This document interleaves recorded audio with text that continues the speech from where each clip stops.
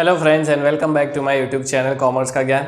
और आज हम लोग स्टार्ट करेंगे क्लास 11 का ट्रायल बैलेंस वाला चैप्टर, जो कि बहुत ही इजी चैप्टर है और आपके एग्जाम पॉइंट ऑफ व्यू से भी इंपॉर्टेंट है, बिकॉज काफ़ी बार ट्रायल बैलेंस में से क्वेश्चंस आते हैं। ठीक है, और उसी के साथ साथ ट्रायल बैलेंस में से थियरी वाले क्वेश्चन भी काफ़ी बार एग्जाम में इंक्लूड किए जाते हैं। तो सबसे पहले अपने को क्या करना है कि ट्रायल बैलेंस की पूरी थियरी अच्छे से समझनी है डिटेल में, कि क्या उसके मीनिंग है, क्या ऑब्जेक्टिव्स है, लिमिटेशंस है, एडवांटेजेस है, और उसके बाद हम लोग उसके एग्जांपल स्टार्ट करेंगे। और एग्जांपल्स मानो मेरी बात कि बहुत ही ज़्यादा ईजी है, आप लोग आराम से एक ही बार में ट्रायल बैलेंस का एग्जांपल कर पाओगे और डेफिनेटली फुल मार्क्स आपको ट्रायल बैलेंस में मिलने वाले हैं। ठीक है, चलिए ये स्टार्ट करने से पहले I want to thank all of my viewers and subscribers, because हम लोगों ने 500+ सब्सक्राइबर्स क्रॉस कर लिए। ठीक है, अब हमारा नेक्स्ट टारगेट है 1000 subscribers and I am sure वो भी जल्दी से हम लोग कवर अप कर लेंगे। इसी तरह से आप लोगों का अगर प्यार और सपोर्ट बन रहा तो ठीक है। सो क्या करना है, अगर वीडियो अच्छे लग रहे हैं तो ज़्यादा से ज़्यादा इसको लोगों तक पहुंचाना है और फ्रेंड्स के साथ शेयर करना है, ताकि जो अपना नेक्स्ट माइलस्टोन है 1000 सब्सक्राइबर्स वाला वो भी अचीव हो जाए। राइट, सो इससे अपने को एक लाइफ लेसन भी लर्न करने को मिलता है कि भाई छोटे छोटे अगर टारगेट करोगे तो आप लोग ईजिली उसको अचीव कर पाओगे and it will go on accumulating. ठीक है, तो आप लोग अपना ये स्टडीज़ के लिए भी अप्लाई कर सकते हो कि भाई छोटे टारगेट बनाओ, डेली टाइम टेबल बनाओ कि भाई आज इतना ही करना है, आज एक चैप्टर करना है, एक टॉपिक करना है और उसको फिनिश करो। ठीक है, उसको फिनिश करना इंपॉर्टेंट है। बड़ा सा टाइम टेबल बनाकर कि एक दिन में 4 चैप्टर करना है और फिर आप लोग नहीं कर पाते, वैसा नहीं करना है। इससे अच्छा है छोटा सा टाइम टेबल बनाओ कि भाई आज एक चैप्टर करना है, एक टॉपिक करना है, लेकिन उसको करके दिखाओ। तो जिससे आपको क्या होगा, एक अचीवमेंट का फीलिंग आएगा कि यस मैंने ये अचीव करके दिखा दिया। So that is more important. ठीक है, चलिए स्टार्ट करते हैं। Trial balance meaning, a trial balance is a statement. ठीक है, it is only a statement, मतलब कि ये अपना कोई बुक्स ऑफ अकाउंट्स नहीं है जैसे कि कैश बुक होता था, सब्सिडरी बुक्स हम लोगों ने देखा था। It is just a मियर statement prepared with debit and credit balances. अब अपने को डेबिट और क्रेडिट बैलेंसेस मिलेंगे कहाँ से? ठीक है, अभी तक हमने क्या किया कि जिससे अपने को जो डेबिट बैलेंस है, क्रेडिट बैलेंस है, वो कहाँ से मिलते थे? अपने को लेजर में से। ठीक है, सो इसके लिए अपने को जो लेजर अकाउंट्स वाला चैप्टर है वो अच्छे से समझ में आना चाहिए कि भाई लेजर में कब डेबिट बैलेंस बोला जाता है और कब क्रेडिट बैलेंस बोला जाता है। ठीक है, सो इसके लिए आपको लेजर वाले वीडियोस फिर से अगर देखने हो तो देख लेना, ताकि लेजर वाला चैप्टर भी आपका रिवाइज हो जाएगा और लेजर के बेस पे ही अपने को ट्रायल बैलेंस प्रिपेयर करना है। ठीक है, सो लेजर का लॉजिक पता होना चाहिए to test the arithmetical accuracy. अब ट्रायल बैलेंस बनाने का मेन पर्पस, या तो one of the purpose is to test the arithmetical accuracy, मतलब कि जो टोटल वगैरह है वो सही है कि नहीं, ये अपने को चेक करना है।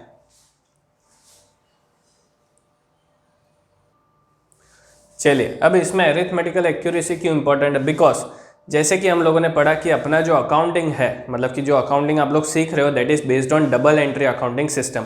अब डबल एंट्री का रूल क्या है कि for every debit there is an equivalent credit. ठीक है, सो अगर आप लोगों ने सही से जर्नल पोस्टिंग किया है, लेजर पोस्टिंग किया है, तो आपका जितना डेबिट है बैलेंस उतना ही क्रेडिट बैलेंस होगा। सो ऑब्वियसली आपका ट्रायल बैलेंस तो हमेशा टैली होने ही वाला है, तो इससे अपने को अरिथमेटिकल एक्यूरेसी पता चलती है। मान लो अगर आपका किसी दिन ट्रायल बैलेंस टैली नहीं हुआ, इट मीन्स कि अरिथमेटिकल एक्यूरेसी नहीं है, मतलब कहीं गड़बड़ी है, या तो डेबिट बैलेंस कम है या तो क्रेडिट बैलेंस कम है। तो आप लोग लेजर में जाकर उसको वापस से रिकंसाइल कर सकते हो, और लेजर में जैसे ही गलती पता चलेगी आप लोग देखोगे कि भाई जर्नल एंट्री में कहाँ गलती हुई है। ठीक है, सो इस तरह से हमें ट्रायल बैलेंस काफ़ी हेल्प करता है अपने अकाउंट्स को मेंटेन करने में। Next we have the characteristics. Characteristics क्या है? It is a list of ledger accounts.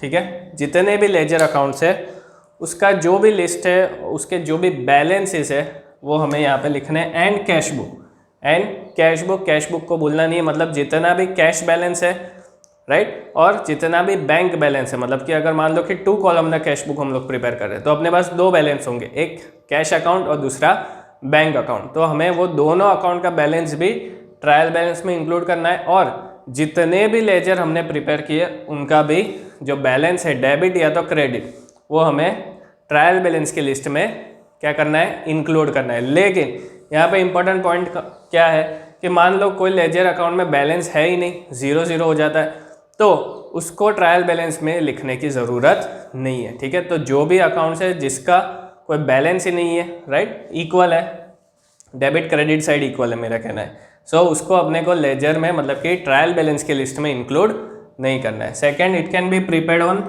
Any date, ठीक है। इसको साल के अंत में या तो मतलब कि 6 महीने 12 महीने वेट करना ही पड़ेगा, ऐसा कोई फिक्स डेट नहीं है। Yes, the only thing which is important is your कि आपके जो लेजर अकाउंट का बैलेंस है वो आपके पास होना चाहिए, तो आप लोग ट्रायल बैलेंस किसी भी डेट को प्रिपेयर कर सकते हैं। इट वेरीफाइज एरिथमेटिकल करेक्टनेस, ये तो हम लोगों ने देख लिया, ठीक है, बिकॉज डेबिट क्रेडिट का टोटल हमेशा इक्वल होना चाहिए, यही double entry system of accounting हमें सिखाता है, ठीक है। सो ऑब्वियसली अगर आपका डेबिट क्रेडिट टोटल सही है तो आपका एरिथमेटिकल करेक्टनेस तो आने ही वाला है। Then it does not disclose all the errors. Now this is important. Trial balance हम लोग प्रिपेयर तो करते हैं, ट्रायल बैलेंस से अपने को एरिथमेटिकल एक्यूरेसी भी पता चलती है कि भाई जितना डेबिट है उतना क्रेडिट है, लेकिन फिर भी वो सारे एरर्स आपको डिस्क्लोज नहीं करता, because best example is error of principle. आप लोगों ने फर्नीचर परचेज किया, ठीक है, तो डेबिट करना था फर्नीचर अकाउंट में, आप लोगों ने डेबिट किया परचेज अकाउंट में। Now this is an error of principle, ठीक है, कि भाई जो कैपिटल एक्सपेंडिचर था उसको तो आपने रेवेन्यू एक्सपेंडिचर बना दिया, लेकिन ट्रायल बैलेंस को ये सारी गलतियां कहाँ पता चलती है, उसको तो अमाउंट से मतलब है ना। सो डेबिट तो आप लोगों ने सही से किया, अमाउंट भी सही से डाला है, तो ट्रायल बैलेंस तो आपका टैली होने ही वाला है, लेकिन this is an error of principle and which is not disclosed by the trial balance.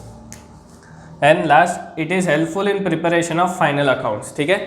ये आपका चैप्टर है क्लास 11 का फाइनल अकाउंट, जिसमें हम लोग trading account, profit and loss account और बैलेंस शीट प्रिपेयर करते हैं। तो ये तीनों चीज़ें सिर्फ और सिर्फ ट्रायल बैलेंस के बेस पे हम लोग प्रिपेयर कर सकते हैं, बिकॉज इट गेट्स ईजियर, ठीक है। So trial balance is a stepping stone towards your finalisation of accounts.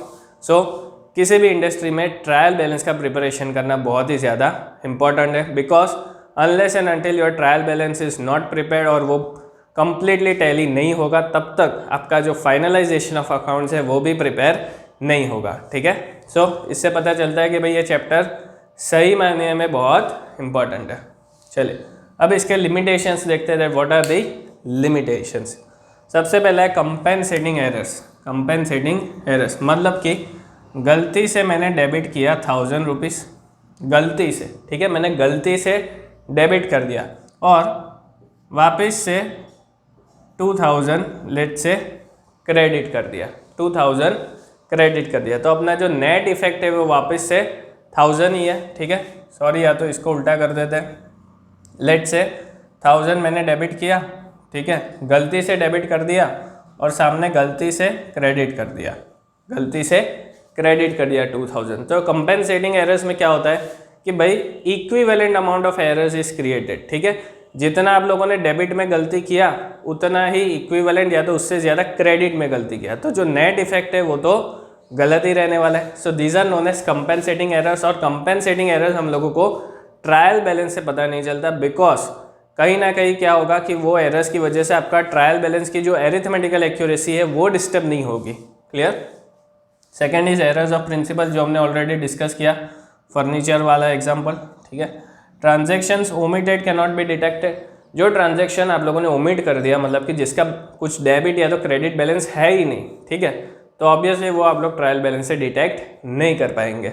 Then posting correct amount in wrong account, ठीक है, आप लोगों ने अमाउंट तो सही लिया लेकिन गलत अकाउंट में, लेट से मिस्टर ए को क्रेडिट करना था उसकी जगह पे मिस्टर बी को क्रेडिट कर दिया, लेकिन अमाउंट तो सही है। इट मीन्स के अमाउंट सही होने की वजह से आपका ट्रायल बैलेंस तो टैली होने ही वाला है, लेकिन दिस इज एन एरर, और ये एरर ऐसा है कि जो ट्रायल बैलेंस डिटेक्ट नहीं करता, इसलिए इसको लिमिटेशन कहा गया है।